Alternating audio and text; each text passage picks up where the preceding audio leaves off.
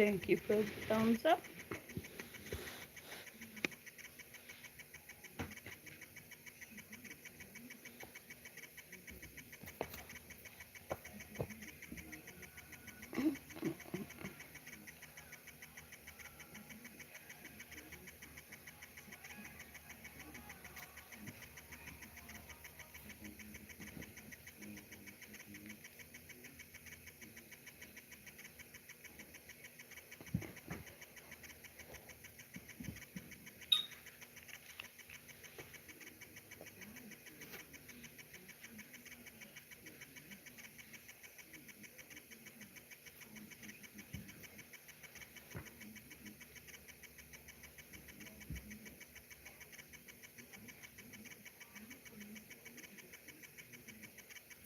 Hey, all right, the sniper made it. Oh boy.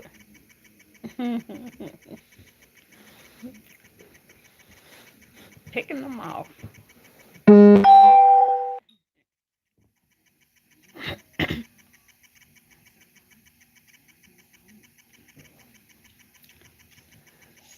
See who else come show up. Hey, Miss Burnett, how you doing?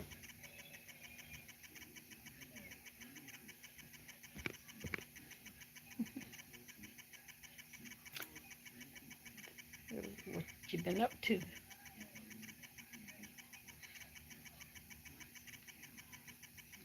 I couldn't wait to. I was trying to come on a little bit earlier, but then when James Caldwell came on and he was reading Tracy and Wiley and Heidi, I couldn't. I couldn't stop.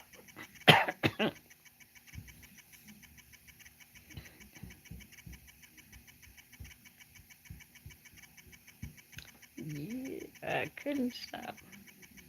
He had me laughing. He was so reading it. Went off loud. Oh, did he? Yeah, yeah, say it. It's gonna wake you up.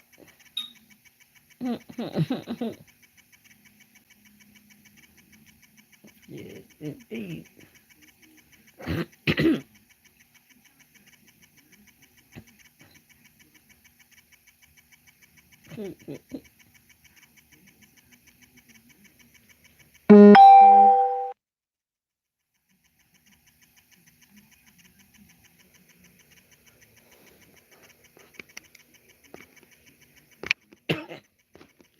Let's see something.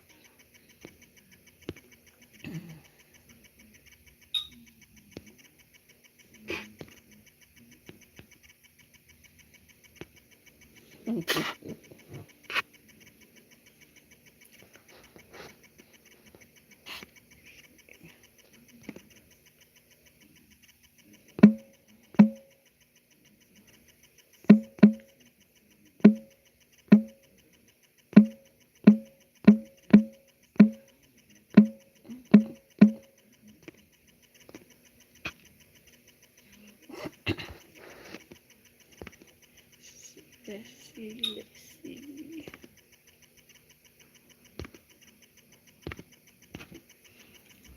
Why is Wiley just made a video talking about thank you, Tracy, after James Caldwell done read both of them.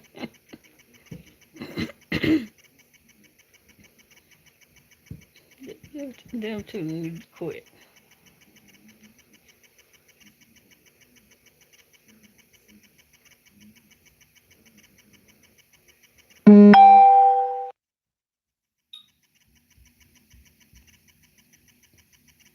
Yeah, she's.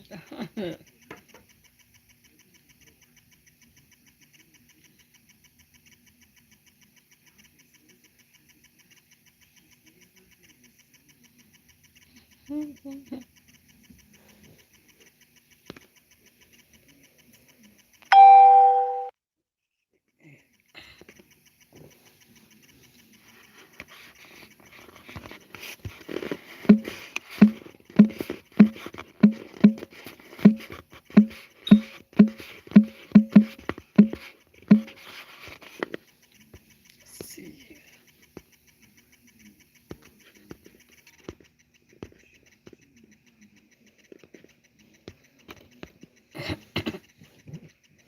Okay.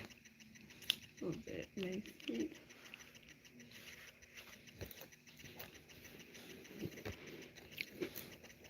Trying to give it a little bit more time.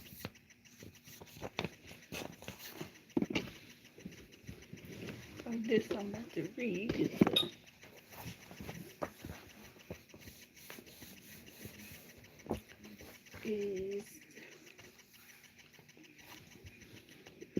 at least I got three.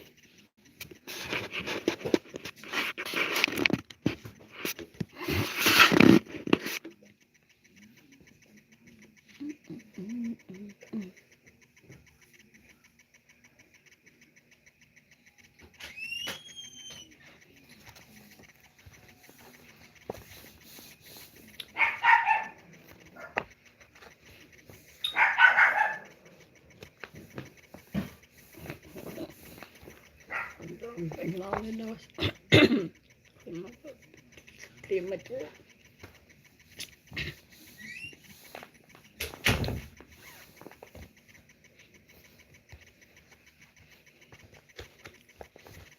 Okay, I'm gonna go ahead and start reading.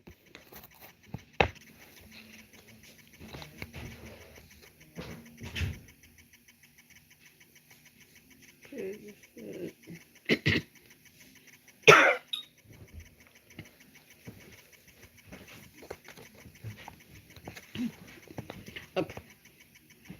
the name of this is Stop, Look, and Listen. This is some of the symptoms of ovarian cancer. I didn't realize they had made a page to tell you all the symptoms. Um, make sure I turn this down.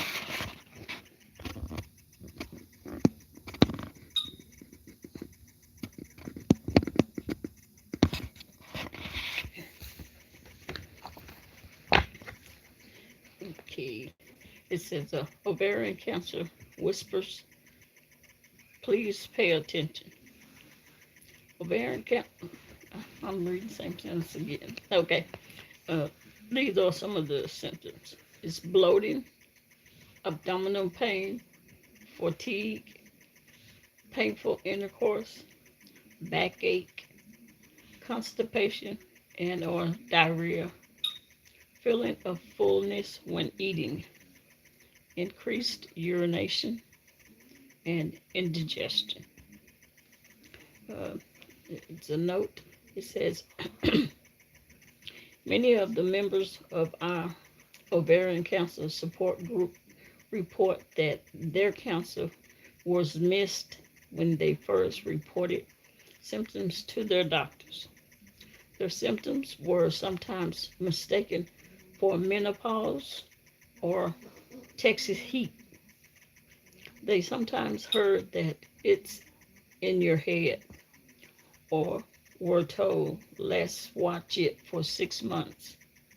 6 months can be a long time for ovarian cancer to grow. Ovarian cancer is different to diagnose. It it is often found in stage 3 or 4. Listen to your body. That was that page.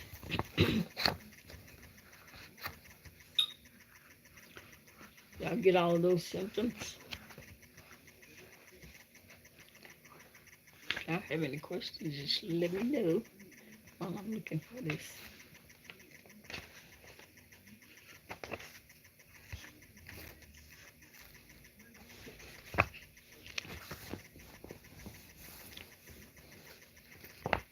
And this, the name of the story is A Bridge Over Troubled Waters. We know there are two things certain in this world: death and taxes. We rail over taxes. We rarely talk about death, yet it is a natural part of life. Each of us will come to the end of our lives. When we are faced with a serious illness or advancing disease, we're forced to confront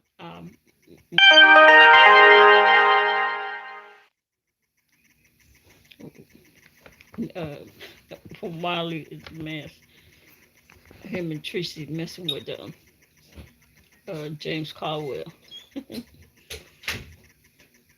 Okay. When we are faced with a serious illness or advancing disease, we are somewhat forced to confront our mortality. There have been tremendous advances in the treatment of formerly life threatening diseases. Many of us are now treated as chronic rather than terminal and have extended the quantity of our lives. Thankfully, there are some health professions who have also devoted themselves to the quality of life. The need for a transition from treatment to hospice became clear 10 to 13 years ago. The ideal of being able to manage symptoms and give the patient support and the ability to make decisions, plan, and be able to live fully evolved into a palliative care movement with the emphasis that Baylor University Medical Center puts on total person care. It is not surprising that Baylor has established a most outstanding palliative care program. It's comfort care. First, let's define palliative care. According to the American Academy of Hospice and Palliative Medicine, palliative care is comprehensive, specialized care that provided by an interdisciplinary team to patients and families living with a life-threatening or severe advanced illness expected to progress toward dying, and where care is particularly focused on alleviating suffering and promoting quality of life. Major concerns are pain and symptom management, information, information sharing, and advanced care planning, psychosocial and spiritual support, and coordination of care. See, that's it.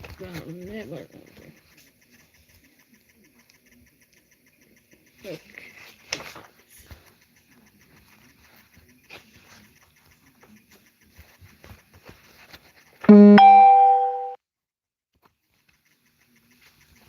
Okay. This one is titled, Who Are These Women? I asked myself this question as I tried to sit down quickly and calmly in the room.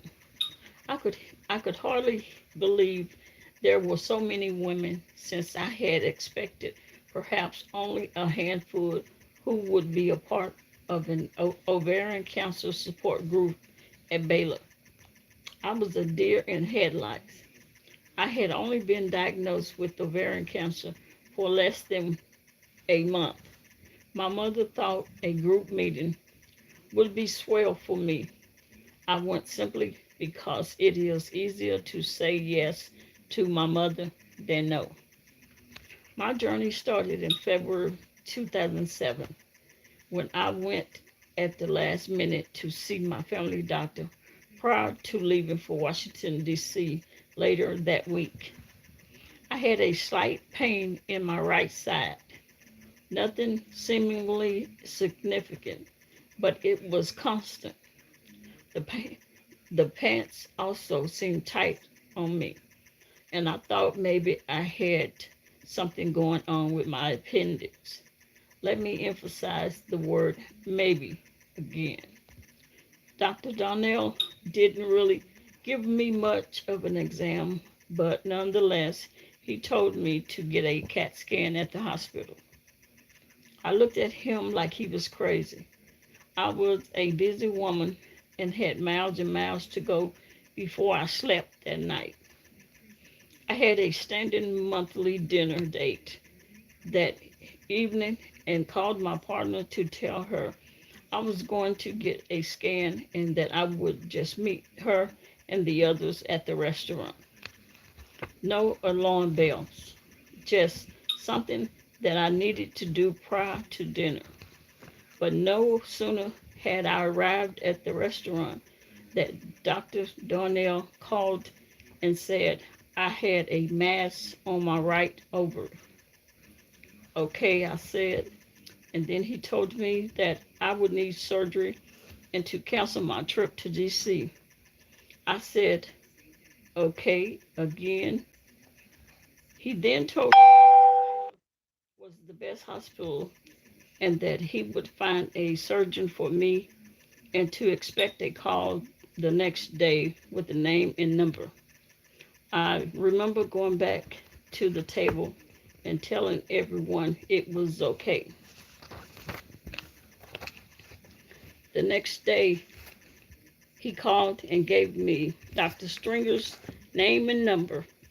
It was Valentine's Day, and little did I know that I would love this man for the rest of my life. I was in a meeting and only called Dr. Stringer's number at at a break. When I called the number, the voice on the other end said simply Texas Oncology. I was sure I had written down the wrong number incorrectly. I had written down the number incorrectly. People were walking by asking me if I wanted a cup of coffee. What did I think about the presentation? And I was thinking, wait just a second while I clear up this mistake. I turned my full attention now to this voice on the other end of the line and calmly but more clearly said that I was calling for a Dr. Stringer. I suspect I even spelled out Stringer. But again, I was told that I had the correct number and I was to see Dr. Stringer on Friday. Okay, I said, but for the record, no one has uttered the word cancer. So why am I to see an oncologist if I just need surgery? I was assured that Dr. Stringer would answer all my questions on Friday.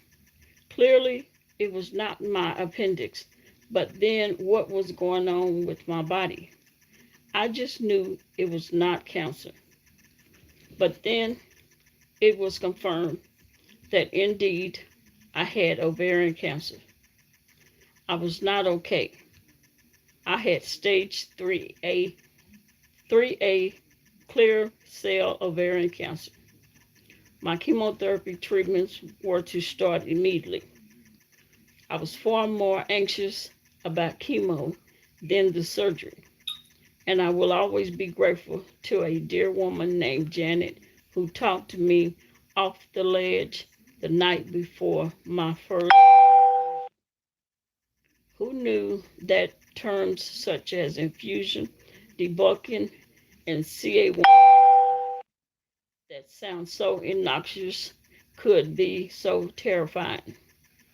So there I sat, the perfect newbie to this group of women with ovarian cancer, scared, overwhelmed, and not wanting to talk one syllable for fear of crying and not being able to stop.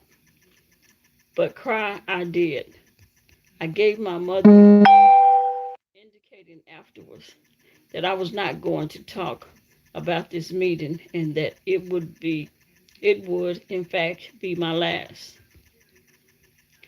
I will proceed with the rest of my treatment with the wonderful support of my family and friends. This group was not for me. I did not need them. My last two chemo treatments brought in two of my dearest friends from college days, and it was Robin and Carolyn who introduced me to these women. I was getting blood work for my next chemo treatment, and it was ironically Cancer Survivor Day at Baylor. Sure enough, Robin and Carolyn found the infamous ovarian cancer group and could hardly wait to tell me. I coolly looked at my friends and said, I had been to the group already and that it was not for me. Of course, they did not pay attention to a word I said, and in a flash, I was surrounded by some of these gals in the lobby saying how good was to me, uh, it was to see me again, how great my color was, and what dear friends I had to come in and help me. In haste, my color was, oh no, I skipped it. In haste and to escape, I promised I would try to come back to the group once my treatment was complete. While my last chemo was challenging, in all truth, I had a fabulous time with my pals who made me laugh and cry, rest and walk, and eat great meals, and who rubbed my bald head. My Dallas friends completed this amazing circle of support and love. Acts of kindness still leave me speechless. One of the sweetest gifts I received was an iPod filled with wonderful songs and pictures from my friends for each section. The logistic of loading up that iPod every 21 days, I am sure, would have made General Eisenhower insane. But like clockwork, it would appear with new songs and pictures. I would put on my headphones and check out, wrapped in a warm blanket, bathed in the sound of pure love. I walked miles and miles to all those songs, back and back, building back my strength for the next round of chemo. It was instead a gift that makes me smile and count my blessings for having such dear friends. Upon getting the cancer from Dr. Stringer on the cusp of my 48th birthday, I had one hell of a party. Kathy, who had perfected shaving my head, did it one more time, and we both thought this ordeal was behind us. Oh, the joy we felt, the relief that it was all over and done. And now all that was required was the return of my hair. And while that belief ushered me back to work and in the cadence of my day to day existence, an uneasy began to haunt me. I felt ungrateful and shallow that I was allowing myself to feel anything but deep gratitude for being cancer free. And it was because of these feelings that I again walked back into the beautiful circle of women of Bala. I could not believe I was going to tell these brave and courageous women, many of them were still in treatment, that I was anxious and depressed when I was cancer free and no longer receiving chemo. Dr. Stringer said I was fine. My CAT scans and my CA-125 were all perfect. I was sure someone would tell me to snap out of it and be thankful that my cancer scare was behind me. But my confession was instead greeted with knowing nods, warm eyes, and stories from others who concurred that indeed the first year out was for many the hardest. Who knew I was not alone? More importantly, these dear women helped me understand that that there was no right way to feel and that anything I was experiencing was perfectly normal. I then had to tell the group how in the beginning I wanted nothing to do with them. And again these women looked at me knowingly, and one said, "Well, honey, we just will love you real big through this, and in no time, no doubt, you will return the favor." I am committed to returning the favor by helping other women navigate normal life upon a diagnosis of ovarian cancer.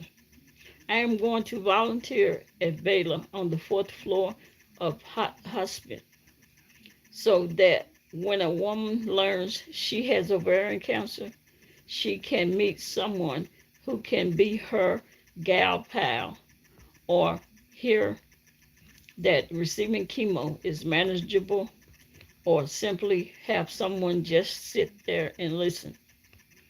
Like anyone who has ever heard the word cancer, let alone ovarian cancer, I have no idea if it will return. When I first started having my checkups, I would be tight as a cord snake until I knew my CA-125 number and had Dr. Stringer confirm that all was well. I love walking out of his office and driving away from my beloved Baylor. Each day is a treasure to me. I am much more aware of what's important to me. Feeling the sun on my face, having a good meal with my friends, the love of my family, the comfort of faith, and my hair blowing wildly in the wind. I am at peace and can handle anything. I am now one of those women, and I am okay. And this was written by Ann Faye.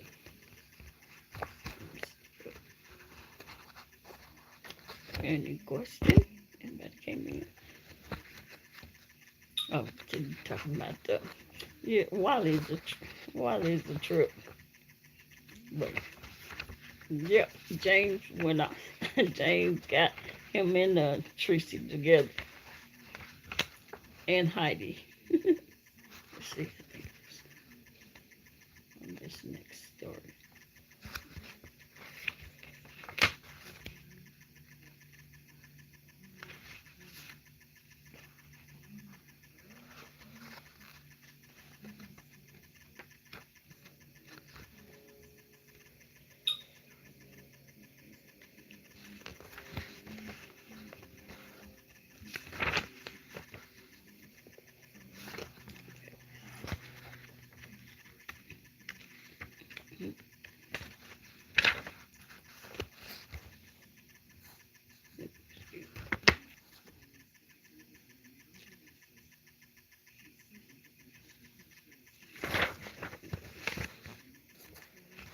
Okay.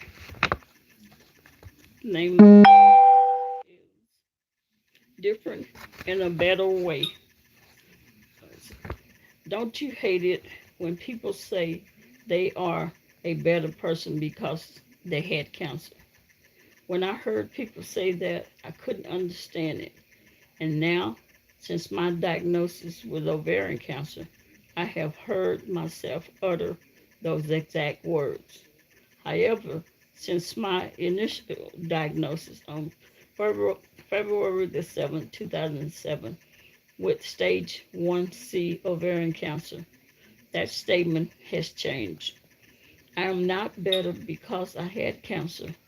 I am just different in a better way. My story is somewhat different from that of many other survivors because when my cancer was discovered, I was not ill. I had no symptoms, and at 45 years old, I was healthy. All of my pap smears, pap tests were normal, and I never had painful menstrual cramps throughout my adolescence and adulthood. In July 2002, I had an unusual period that resulted in the passing of large, very large clots. I went to the emergency room and was told that it was most likely nothing. I was given some hormones to stop my bleeding and told to see my gynecologist in the morning. The next day, I had a transvaginal sonogram and discovered that I had two small fibroid tumors in my uterus. My gynecologist assured me that they were common and that unless I continued to have problems, she would just watch them. My 2003 yearly exam revealed nothing new. My July 2004 annual exam revealed I had a small cyst on my right ovary. Uh, the sonogram was normal, and again, my gynecologist stated that she would watch it. In July 2005, my annual exam revealed that the fibroid tumor, along with the ovary cyst, had increased in size, but my gynecologist felt that they were fine. Since the sonogram seemed normal, she again told me that we would just watch them. She did tell me that if I continued to have the heavy bleeding, other treatments were available, including ablation or removing the fibroid tumors. But she just mentioned these treatments and never told me they were something I really needed to consider. She always acted as though they were just something to think about and never mentioned anything remotely close to the possibility of cancer. My July 2006 annual exam again revealed nothing new except the cyst, and one of the fibroid tumors had again increased in size. Close to the end of 2006, I started to have very heavy bleeding and sometimes demanded that I stay home on day 2 and 3 of my cycle, my period. And my cramps during this time were increasing. My gynecologist did a sonogram and discovered that my ovarian cyst had again increased in size, but the sonogram remained normal as far as the echo surrounding the ovary. She told me to return in 6 months for another sonogram. In November 2006, I went back for another sonogram, and my gynecologist then told me I should consider having a DNC. And at that time, she would take a look at my ovary and try to remove the cyst. I told her I really wanted a hysterectomy just to get it over with, but she said no to the hysterectomy. My gynecologist told me she would do the DNC and cyst removal after the holidays since it was no big rush. In January 2007, I went back in for a sonogram and a pre-surgical consult. She told me my ovary cyst had become enlarged and now had debris in it. She at no time ever seemed concerned about the debris or hinted to me what that debris could be. She would schedule the laparoscopic surgery, the DNC, and look at my ovary. She told me if she could not, she would remove my right ovary. I remember asking her, just do a hysterectomy, to which she replied no, that she would do it at a later time if this surgery warranted a hysterectomy. I was a little irritated because I did not want to have a second surgery. Now I look back and I'm glad she did not do the hysterectomy. On February 19, 2007, I had my DNC and my ovary was removed. In recovery, I woke up and was told by the nurse that I would be spending the night in the hospital. My husband told me that the doctor witnessed some excessive bleeding and or thought she had nicked my colon, but was unsure enough that she wanted to monitor me overnight. I thought it was suspicious, but never got to ask her because she did not come by my room that day. The next day, my doctor came by to discharge me, and she never mentioned anything that looked abnormal. She told me to return to her office in 2 weeks. She did tell me the ovary was enlarged. She had to make the incision bigger and to tug the ovary through the opening. Hindsight, not a good thing when the ovary has cancer cells in it. 2 days after surgery, I received a call from my gynecologist. She told my husband to give me the phone, but to pick up the extension. I knew something was up. She told me the pathology report had come back, and I quote, "You have a very bad ovary and it's cancer." My life at that moment went white. I thought I was going to pass out, but I didn't. Luckily, my husband asked her all kinds of questions and wrote down the details of the type of cancer that I had. One thing that my gynecologist did that was proactive was to make me an appointment with a great gynecologist, Dr. Kenneth Hancock, with Texas Oncology.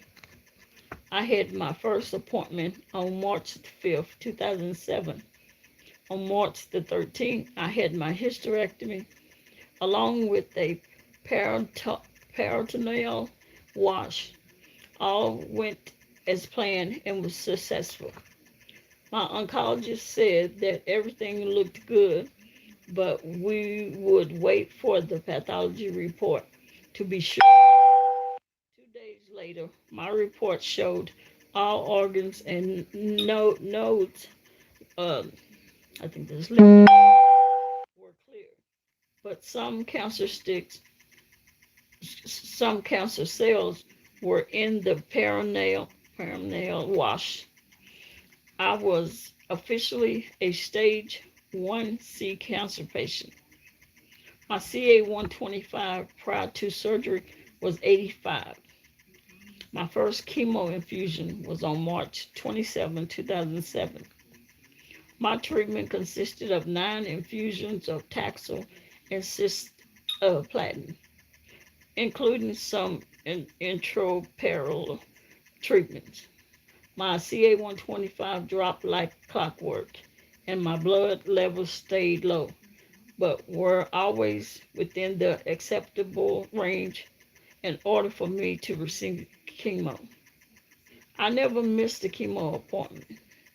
During this process, I never ventured out of my house, my comfort zone, nor had any non-family visitors, because I needed to keep myself healthy by limiting potential germs invading my body. When I had my chemo treatments, I never talked to anyone other I never talked to any other patients getting chemo. I was the lady lying in the recliner with a warm blanket pulled over her head, usually sleeping or crying. The thought of a support group never crossed my mind, but mostly because I did not know these groups existed. I was too busy trying to do exactly what my oncologist told me to do: eat healthy, exercise, and stay calm. I think I had, I think had I known about a support group, it would have made a big difference in my emotional well-being. While I was scared throughout the entire process, I never really let anyone know, because if I kept the fear in, it was not real. Such a big part of my story is the first time I realized God intervened on my behalf. On the afternoon of my first chemo treatment, I had just come out of the bathroom where I had prayed and asked God to give me strength and courage to get through my first chemo treatment. When I returned to my seat in the waiting room, along with 50 other people, teary eyed and practically hyperventilating while trying to stay calm, a lady wearing a teal colored t shirt that said, "Cancer sucks," walked right up to me, took my hand, and said, "You can do this." I had ovarian cancer, stage 3C, and I made it. And you can too. She did not even know I had ovarian cancer, but God led her to me. I could not even utter a thank you because I was crying so hard. But just having this random sister ovarian cancer survivor talk to me made me feel so much better. And by the time they called my name, I was much better and my treatment went off without any problems. It was not a coincidence that this lady picked me out of such a large group of people and somehow knew my exact situation.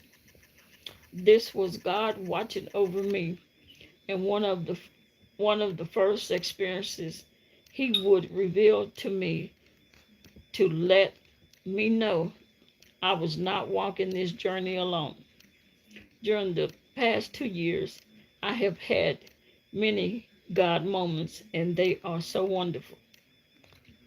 I completed all of my chemo treatments, and yes, I was sick most of the time with uncontrollable nausea that medication would not help. I was fortunate that I was able to stay home during my treatments. With the intraparental chemo, there was no way I could have worked because it is such a hard treatment. The fatigue and nausea was unbearable at times. Towards the end of my treatments, I began to work at home and felt so fortunate to be able to do that because it kept my mind occupied and allowed me to keep my health insurance. I have a large, wonderful family who supported me through my diagnosis and treatments. I have four wonderful sisters who have been by my side from day one. They cheered me up when I was down and brought me good food, crazy metallic wigs, and other funny stuff. They were there to make sure Hader, my husband, did all the right things and took good care of me, which he did. He continues to listen and worries and deal with endless meetings about cancer awareness, cancer related items in our house, the color teal. He is the keeper of all my cancer fears. We did not really talk about my cancer too much because I knew it was hard for my family to discuss it and think about the outcome if the chemo did not work.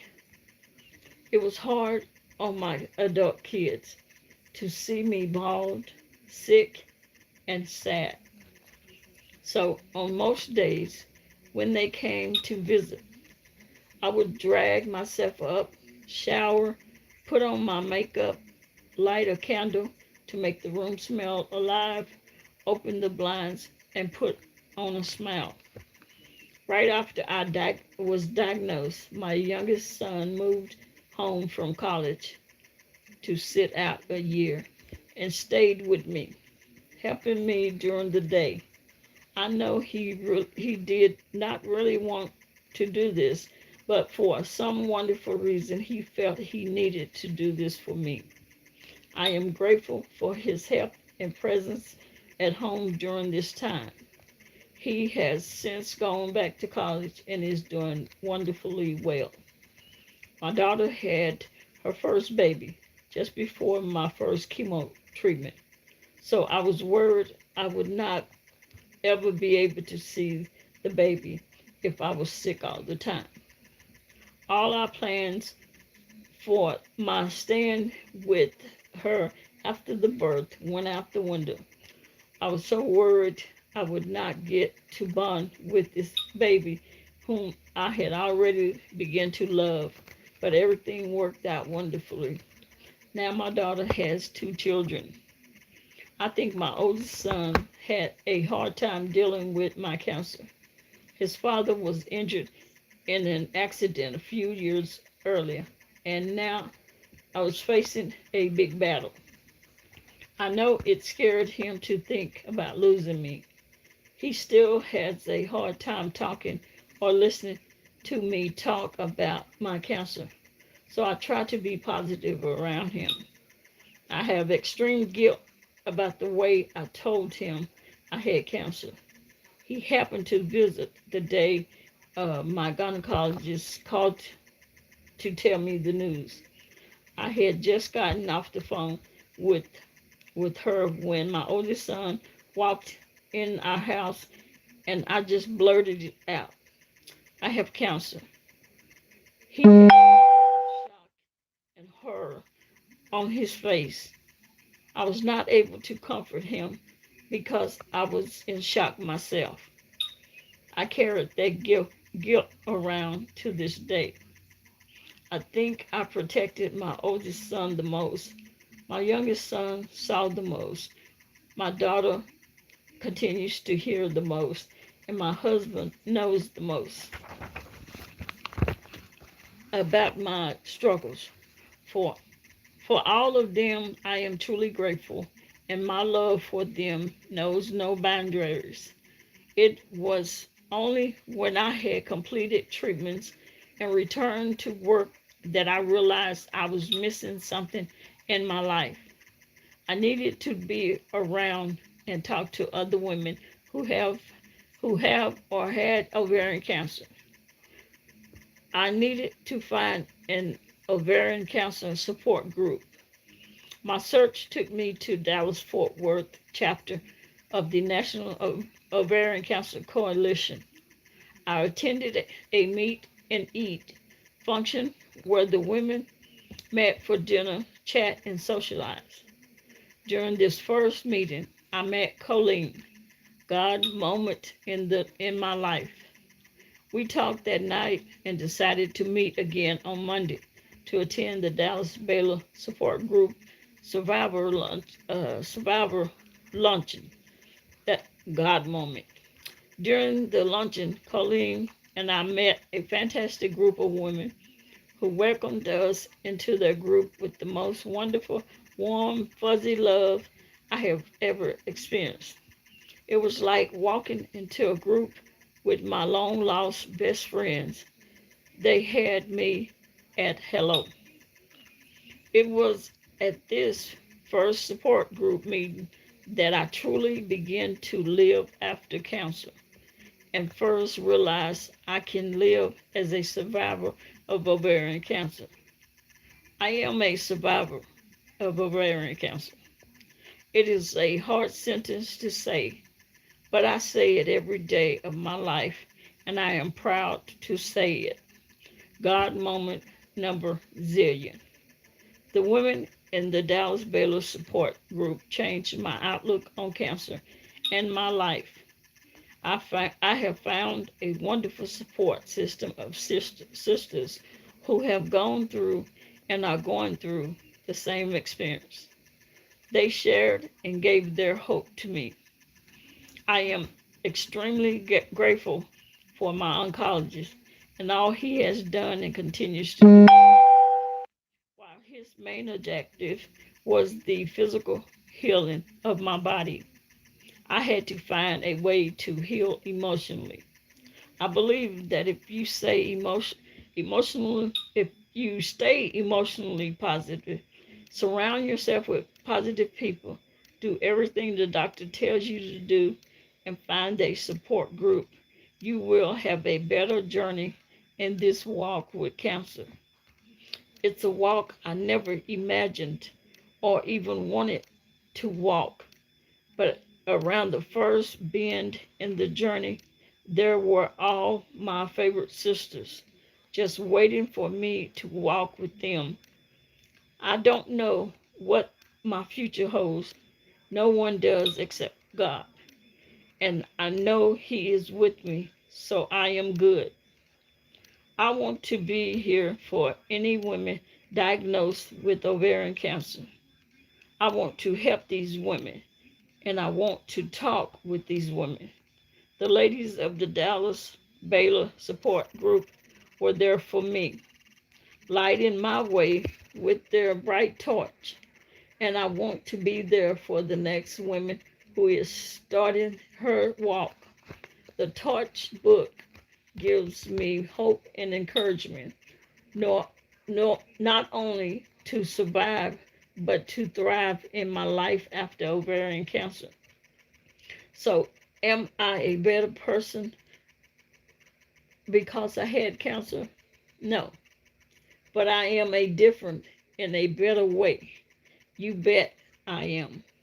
And this was by a lady named Becky. That was a long one, but anybody's still there? Or did I make y'all go to sleep? Hey, hey, Burkett. Hey, B-Town. You made it.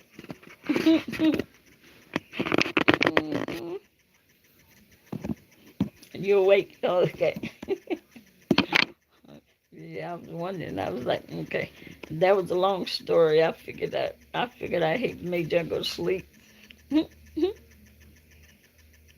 B-Town, did you get your us relaxed? Yeah, I know. That's what I was thinking. I was like, they probably so relaxed, and especially hearing my old voice, my my old woman, old woman's voice of mine. B Town, did you get your stream yards to work?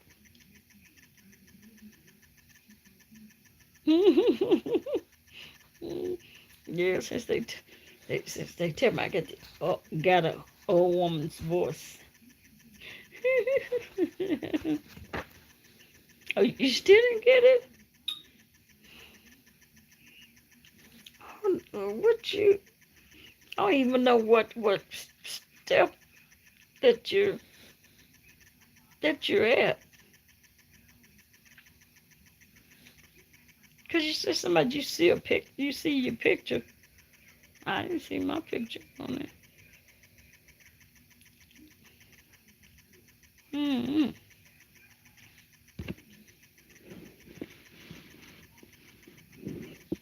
Probably had to do like I did. I just kept pushing buttons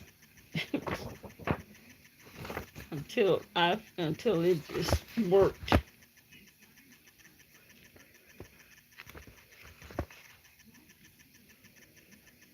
All right, Perkett, go on and go to sleep. And thank you for coming by. Have a good night.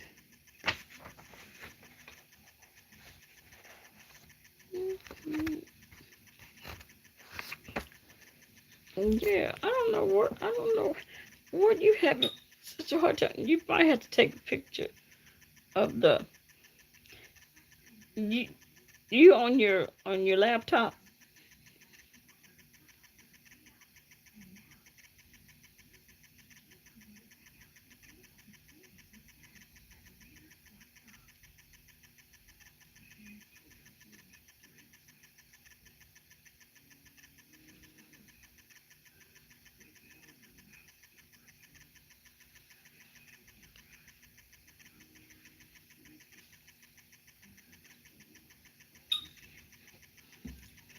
So let's see. Miss Burnett, did you left? You gone already? And well, no, you Harris, you still here?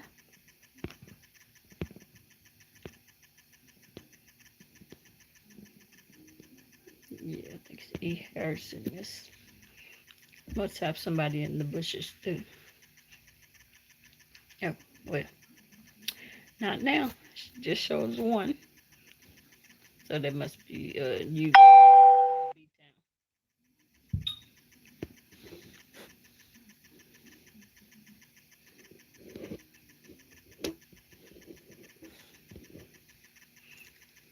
Big John, did you see James Caldwell video? He was on there. He read Tracy and Wiley.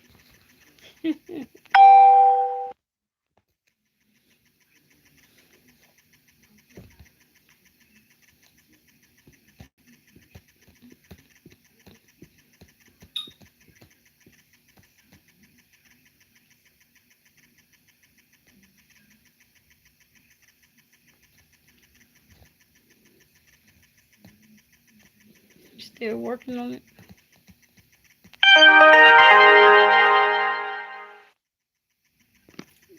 All these sounds. Oh.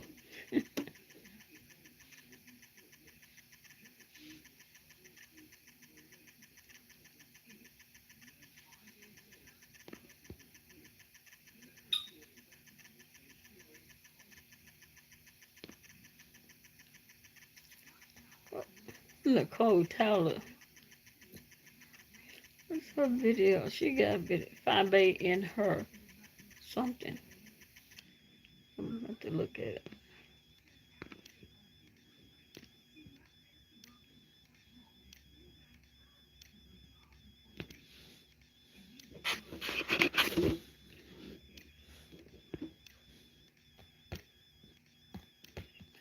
I'm gonna go. Did you get? Did you still working on it? B Town.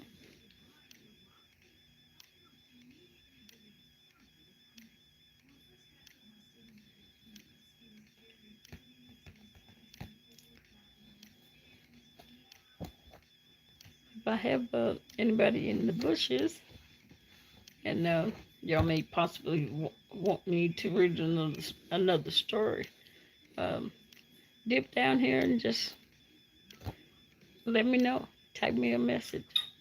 I don't have a problem um, reading another story because the people that I had it gone, so it's only me, and I think B Town. B Town is still in the chat, so just let me know. Because if not, I'll just sign on off and go check out some of them videos, like that one supposed Nicole just put out about 5 and then I think some video about QB. I seen something about QB. I don't know why my phone make all those sounds and there's no notification.